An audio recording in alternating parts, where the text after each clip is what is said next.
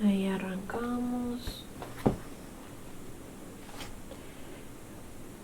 El espectro, Horacio Quiroga. Página 27. El espectro, Horacio Quiroga. Todas las noches en el Grand Splendid de Santa Fe, Enid y yo asistimos a los estrenos cinematográficos. Ni borrascas, ni noches de hielo nos han impedido introducirnos a las 10 en punto en la tibia penumbra del teatro. Allí, desde uno u otro palco, seguimos las historias del film con un mutismo y un interés tales que podrían llamar sobre nosotros la atención, de ser otras las circunstancias en que actuamos. Desde uno u otro palco, he dicho, pues su ubicación nos es indiferente, y aunque la misma localidad llegue a faltarnos alguna noche por estar el Splendid en pleno, nos instalamos mudos y atentos siempre a la representación, en un palco cualquiera ya ocupado. No estorbamos, creo, o por lo menos de un modo sensible. Desde el fondo del palco, o entre la chica del antepecho y el novio adherido a su nuca, Enid y yo, aparte del mundo que nos rodea, somos todo ojos hacia la pantalla. Y si en verdad alguno, con escalofríos de inquietud cuyo origen no alcanza a comprender, vuelve a veces la cabeza para ver lo que no puede, o siente un soplo helado que no se explica en la cálida atmósfera, nuestra presencia de intrusos no es nunca notada, pues preciso es advertir ahora que Enid y yo estamos muertos. De todas las mujeres que conocí en el mundo vivo, ninguna produjo en mí el efecto que Enid. La impresión fue tan fuerte que la imagen y el recuerdo mismo de todas las mujeres se borró. En mi alma se hizo de noche, donde se alzó un solo astro imperecedero, Enid. La sola posibilidad de que sus ojos llegaran a mirarme sin indiferencia me detenía bruscamente el corazón, y ante la idea de que alguna vez podía ser mía, la mandíbula me temblaba. Tenía ella entonces, cuando vivíamos en el mundo, la más divina belleza que la epopeya del cine ha lanzado a miles de leguas y expuesto a la mirada fija de los hombres. Sus ojos, sobre todo, fueron únicos, y jamás terciopelo de mirada tuvo un marco de pestañas como los ojos de Enid, terciopelo azul, húmedo y reposado, como la felicidad que sollozaba en ella. La desdicha me puso ante ella cuando ya estaba casada. No es ahora el caso ocultar nombres. Todos recuerdan a Duncan Wyoming, el extraordinario actor que, comenzando su carrera al mismo tiempo que William Hart, tuvo como éste y a la par de éste las mismas hondas virtudes de interpretación viril. Hart ha dado al cine todo lo que podíamos esperar de él, y es un astro que cae. De Wyoming, en cambio, no sabemos lo que podíamos haber visto, cuando apenas en el comienzo de su breve y fantástica carrera creó, como contraste en el empalagoso héroe actual, el tipo de varón rudo, áspero, feo, negligente y cuanto se quiera, pero hombre de la cabeza a los pies, por la sobriedad, el empuje y el carácter distintivos del sexo. Hart prosiguió actuando y ya lo hemos visto. Wyoming nos fue arrebatado en la flor de la edad, en instantes en que daba fin a 2 cintas extraordinarias, según informes de la empresa, El Páramo y Más allá de lo que se ve. Pero el encanto, la absorción de todos los sentimientos de un hombre que ejerció sobre mí Enid no tuvo sino una amargura. Wyoming, que era su marido, era también mi mejor amigo. Habíamos pasado 2 años sin vernos con Duncan, él ocupado en sus trabajos de cine y yo en los míos de literatura. Cuando volví a hallarlo en Hollywood ya estaba casado. Aquí tienes a mi mujer, me dijo, echándomela en los brazos, y a ella apriétalo bien, porque no tendrás un amigo como Grant, y bésalo si quieres. No me besó, pero al contacto con su melena en mi cuello sentí en el escalofrío de todos mis nervios que jamás podría yo ser un hermano para aquella mujer. Vivimos 2 meses juntos en el Canadá y no es difícil comprender mi estado de alma respecto a Enid. pero ni en una palabra, ni en un movimiento, ni en un gesto me vendí ante Wyoming. Solo ella leía en mi mirada, por tranquila que fuera, cuán profundamente la deseaba. Amor, deseo, una y otra cosa eran en mí gemelas, agudas y mezcladas, porque si la deseaba con todas las fuerzas de mi alma incorpórea, la adoraba con todo el torrente de mi sangre substancial. Duncan no lo veía. ¿Cómo podía verlo? A la entrada del invierno regresamos a Hollywood y Wyoming cayó entonces con el ataque de gripe que debía costarle la vida. Dejaba a su viuda con fortuna y sin hijos, pero no estaba tranquilo por la soledad en que quedaba su mujer. No es la situación económica, me decía, sino el desamparo moral. Y en este infierno del cine. En el momento de morir, bajándose a su mujer y a mí hasta la almohada y con voz ya difícil, confíate a Grant, Enid. Mientras lo tengas a él, no temas nada. Y tú, viejo amigo, vela por ella, sé su hermano. No, no prometas. Ahora puedo ya pasar al otro lado. Nada de nuevo en el dolor de Enid y el mío. A los 7 días regresábamos al Canadá, a la misma choza estival que un mes antes nos había visto a los 3 cenar ante la carpa. Como entonces, Enid miraba ahora al fuego, achuchada por el sereno glacial, mientras yo de pie la contemplaba y Duncan no estaba más. Debo decirlo, en la muerte de Wyoming yo no vi sino la liberación de la terrible águila enjaulada en nuestro corazón, que es el deseo de una mujer a nuestro lado que no se puede tocar. Yo había sido el mejor amigo de Wyoming, y mientras él vivió, el águila no deseó su sangre, se alimentó, la alimenté con la mía propia. Pero entre él y yo se estaba levantando algo más consistente que una sombra. Su mujer fue, mientras él vivió, y lo hubiera sido eternamente, intangible para mí, pero él había muerto. No podía Wyoming exigirme el sacrificio de la vida en que él acababa de fracasar, y Enid era mi vida, mi porvenir, mi aliento y mi ansia de vivir, que nadie, ni Duncan, mi mejor amigo íntimo, pero muerto, podía negarme. Vela por ella. Sí, mas dándole lo que él le había restado perder su turno. La adoración de una vida entera consagrada a ella. Durante 2 meses a su lado, de día y de noche, velé por ella como un hermano, pero al tercero caí a sus pies. Enid me miró inmóvil, y seguramente subieron a su memoria los últimos instantes de Wyoming, porque me rechazó violentamente. Pero yo no quité la cabeza de su falda. Te amo, Enid, le dije. Sin ti me muero.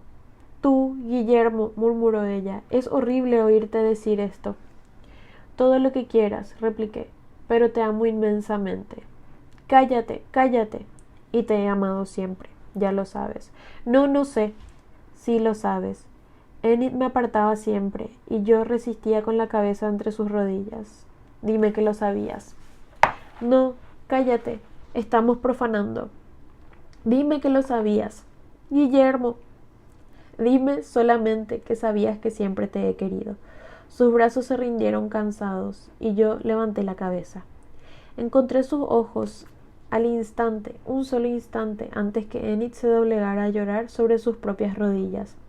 La dejé sola, y cuando 1 hora después volví a entrar, blanco de nieve, nadie hubiera sospechado al ver nuestro simulado y tranquilo afecto de todos los días, que acabábamos de tender hasta hacerla sangrar las cuerdas de nuestros corazones. Porque en la alianza de Enid y Wyoming no había habido nunca amor. Le faltó siempre una llamarada de insensatez, extravío, injusticia, la llama de pasión que quema la moral entera de un hombre y abraza a la mujer en largos sollozos de fuego. Enid había querido a su esposo, nada más, y lo había querido nada más que querido ante mí, que era la cálida sombra de su corazón, donde ardía lo que no le llegaba de Wyoming, y donde ella sabía iba a refugiarse todo lo que de ella no alcanzaba hasta él. La muerte, luego, dejando un hueco que yo debía llenar con el afecto de un hermano. De hermano a ella, Enid, que era mi sola sed de dicha en el inmenso mundo. A los 3 días de la escena que acabo de relatar, regresamos a Hollywood, y un mes más tarde se repetía exactamente la situación, todo de nuevo, a los pies de Enid, con la cabeza en sus rodillas, y ella queriendo evitarlo.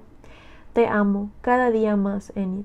Guillermo, dime que algún día me querrás. No. Dime solamente que estás convencida de cuánto te amo. No. Dímelo. Déjame, ¿no ves que me estás haciendo sufrir de un modo horrible?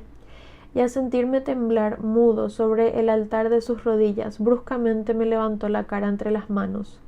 Pero déjame, te digo, déjame, ¿no ves que también te quiero con toda el alma y que estamos cometiendo un crimen?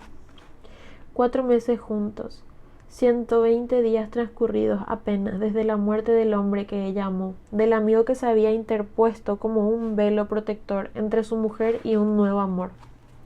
Abrevio. Tan hondo y compenetrado fue el nuestro, que aún hoy me pregunto con asombro qué finalidad absurda pudieron haber tenido nuestras vidas de no habernos encontrado por bajo de los brazos de Wyoming. Una noche estábamos en Nueva York. Me enteré que se pasaba por fin El Páramo, una de las 2 cintas de que he hablado, y cuyo estreno se esperaba con ansiedad. Yo también tenía el más vivo interés de verla, y se lo propuse a Enid. ¿Por qué no? Un largo rato nos miramos, una eternidad de silencio, durante el cual el recuerdo galopó hacia atrás entre derrumbamiento de nieve y caras agónicas. Pero la mirada de Enid era la vida misma, y presto, entre el terciopelo húmedo de sus ojos y los míos, no me dio sino la dicha convulsiva de adorarnos, y nada más. Fuimos al Metrópole, y desde la penumbra rojiza del palco vimos aparecer enorme y con el rostro más blanco que la hora de morir a Duncan Wyoming. Sentí temblar bajo mi mano el brazo de Enid. Duncan. Sus mismos gestos eran aquellos, su misma sonrisa confiada era la de sus labios, era su misma enérgica figura la que se deslizaba adherida a la pantalla, y a 20 metros de él era su misma mujer la que estaba bajo los dedos del amigo íntimo. Mientras la sala estuvo a oscuras, ni Enid ni yo pronunciamos una palabra, ni dejamos un instante de mirar. Largas lágrimas rodaban por sus mejillas y me sonreía. Me sonreía sin tratar de ocultarme sus lágrimas. Sí, comprendo, amor mío, murmuré, con los labios sobre el extremo de sus pieles, que, sintiendo un oscuro detalle de su traje, era asimismo toda su persona idolatrada. Comprendo, pero no nos rindamos, ¿sí? Así olvidaremos. Pero toda respuesta, Enid, sonriéndome siempre, se recogió muda a mi cuello. A la noche siguiente volvimos. ¿Qué debíamos olvidar? La presencia del otro, vibrante en el haz de luz que lo transportaba a la pantalla palpitante de la vida. Su conciencia de la situación, su confianza en la mujer y el amigo. Esto era precisamente lo que debíamos acostumbrarnos. Una y otra noche, siempre atentos a los personajes, asistimos al éxito creciente de El Páramo. La actuación de Wyoming era sobresaliente y se desarrollaba en un drama de brutal energía, una pequeña parte de los bosques del Canadá y el resto en la misma Nueva York. La situación central la constituía una escena en que Wyoming, herido en la lucha con un hombre, tiene bruscamente la revelación del amor de su mujer por este hombre, a quien él acaba de matar por motivos aparte de este amor. Wyoming acababa de atarse un pañuelo a la frente y, tendido en el diván, jadeando aún de fatiga, asistía a la desesperación de su mujer sobre el cadáver del amante. Pocas veces la revelación del derrumbe, la desolación y el odio han subido al rostro humano con más violenta claridad que en esa circunstancia a los ojos de Wyoming. La dirección del film había exprimido hasta la tortura aquel prodigio de expresión, y la escena se sostenía un infinito número de segundos, cuando uno solo bastaba para mostrar al rojo blanco la crisis de un corazón en aquel estado. Enid y yo, juntos e inmóviles en la oscuridad, admirábamos como nadie al muerto amigo, cuyas pestañas nos tocaban casi cuando Wyoming venía desde el fondo a llenar él solo la pantalla, y al alejarse de nuevo a la escena del conjunto. La sala entera parecía estirarse en perspectiva, y Enid y yo, con un ligero vértigo por este juego, sentíamos aún el roce de los cabellos de Duncan que había llegado a rozarnos. ¿Por qué continuábamos yendo al Metrópole? ¿Qué desviación de nuestras conciencias nos llevaba ya noche a noche a empapar en sangre nuestro amor inmaculado? ¿Qué presagio nos arrastraba como a sonámbulos ante una acusación alucinante que no se dirigía a nosotros, puesto que los ojos de Wyoming estaban vueltos al otro lado? ¿A dónde miraban? No sé a dónde, a un palco cualquiera de nuestra izquierda, pero una noche noté, lo sentí en la raíz de los cabellos, que los ojos se estaban volviendo hacia nosotros. Enid debió de notarlo también, porque sentí bajo mi mano la honda sacudida de sus hombros. Hay leyes naturales, principios físicos, que nos enseñan cuán fría magia es esa de los espectros fotográficos danzando en la pantalla, remedando hasta en los más íntimos detalles una vida que se perdió. Esa alucinación en blanco y negro es sólo la persistencia helada de un instante, el relieve inmutable de un segundo vital. Más fácil nos sería ver a nosotros lado a un muerto que deja la tumba para acompañarnos, que percibir el más leve cambio en el rostro lívido de un film. Perfectamente. Pero a despecho de las leyes y los principios, Wyoming nos estaba viendo. Si para la sala el páramo era una ficción novelesca y Wyoming vivía solo por una ironía de la luz, si no era más que un frente eléctrico de láminas sin costados ni fondo para nosotros, Wyoming, Enid y yo, la escena filmada vivía flagrante, pero no en una pantalla, sino en un palco, donde nuestro amor sin culpa se transformaba en monstruosa infidelidad ante el marido vivo. Farsa del actor, odio fingido por Duncan ante aquel cuadro de El Páramo. No, allí estaba la brutal revelación, la tierna esposa y el amigo íntimo en la sala de espectáculos, riéndose con las cabezas juntas de la confianza depositada entre ellos. Pero no nos reíamos, porque noche a noche, palco tras palco, la mirada se iba volviendo cada vez más para nosotros. Falta un poco aún, me decía yo. Mañana será, pensaba Enid. Mientras el metrópole ardía de luz, el mundo real de las leyes físicas se apoderaba de nosotros y respirábamos profundamente. Pero en la brusca cesación de luz, que como un golpe sentíamos dolorosamente en los nervios, el drama espectral nos cogía otra vez. A 1000 leguas de Nueva York, encajonado bajo la tierra, estaba tendido sin ojos Duncan Wyoming, mas su sorpresa ante el frenético olvido de Enid, su ira y su venganza estaban vivas allí, encendiendo el rastro químico de Wyoming, moviéndose en sus ojos vivos, que acababan, por fin, de fijarse en los nuestros. Enid ahogó un grito y se abrazó desesperadamente a mí. «Guillermo». «Cállate, por favor. Es que ahora acaba de bajar una pierna del diván. Sentí que la piel de la espalda se me erizaba y miré». Con lentitud de fiera y los ojos clavados sobre nosotros, Wyoming se incorporaba del diván. Enid y yo lo vimos levantarse, avanzar hacia nosotros desde el fondo de la escena, llegar al monstruoso primer plano. Un fulgor deslumbrante nos cegó, al tiempo que Enid lanzaba un grito. La cinta acababa de quemarse. Mas en la sala iluminada, las cabezas todas estaban vueltas hacia nosotros. Algunos se incorporaron en el asiento a ver lo que pasaba.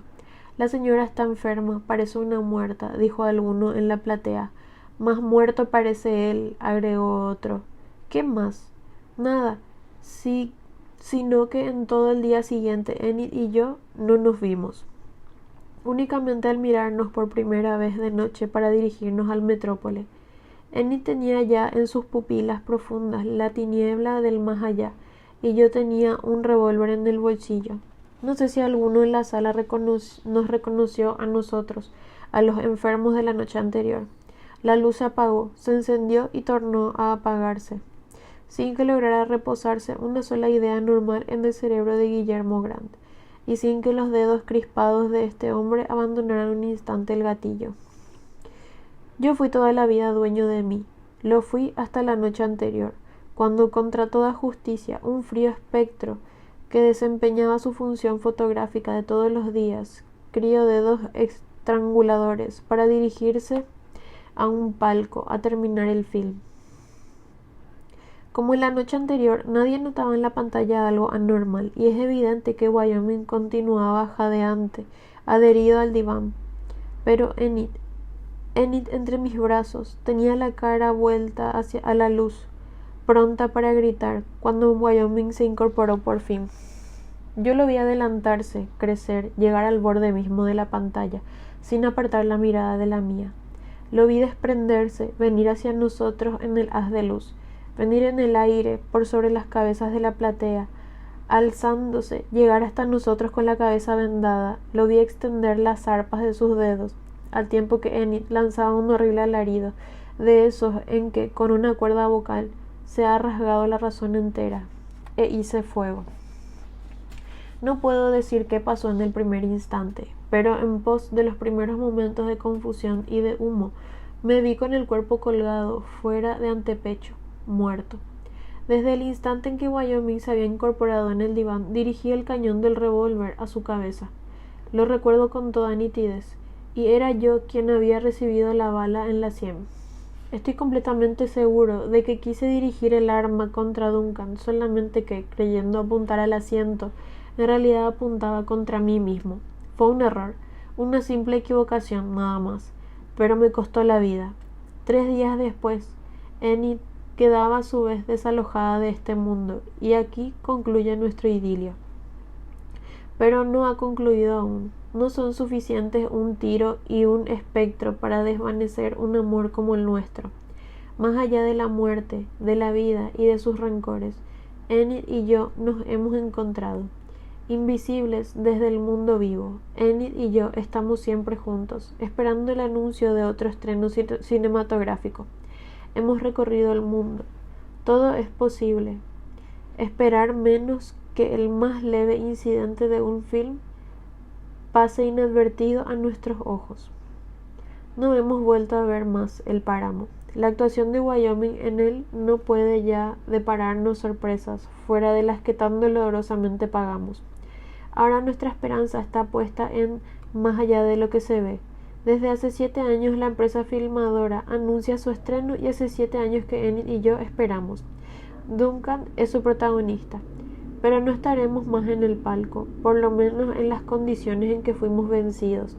En las presentes circunstancias, Duncan puede cometer un error que nos permita entrar de nuevo en el mundo visible, del mismo modo que nuestras personas vivas hace 7 años le permitieron animar la helada lámina de su film. Enid y yo ocupamos ahora, en la niebla invisible de lo incorpóreo, el sitio privilegiado de acecho que fue toda la fuerza de Wyoming en el drama anterior. Si sus celos persisten todavía, si se equivoca al vernos y hace en la tumba el menor movimiento hacia afuera, nosotros nos aprovecharemos. La cortina que separa la vida de la muerte no se ha descorrido únicamente en su favor, y el camino está entreabierto. Entre la nada que ha disuelto lo que fue Wyoming y su eléctrica resurrección queda un espacio vacío. El más leve movimiento que efectúe el actor apenas se desprenda de la pantalla, Enid y yo nos deslizaremos como por una fisura en el tenebroso corredor. Pero no seguiremos el camino hacia el sepulcro de Wyoming, iremos hacia la vida, estaremos en ella de nuevo. Y es el mundo cálido del que estamos expulsados, el amor tangible y vibrante de cada sentido humano, lo que nos espera entonces a Enid y a mí. Dentro de un mes o de un año ella llegará. Solo nos inquieta la posibilidad de que, más allá de lo que se ve, se estrene bajo otro nombre, como es costumbre en esta ciudad. Para evitarlo, no perdemos un estreno. Noche a noche entramos a las 10 en punto en el Grand Splendid, donde nos instalamos en un palco vacío o ya ocupado, indiferentemente.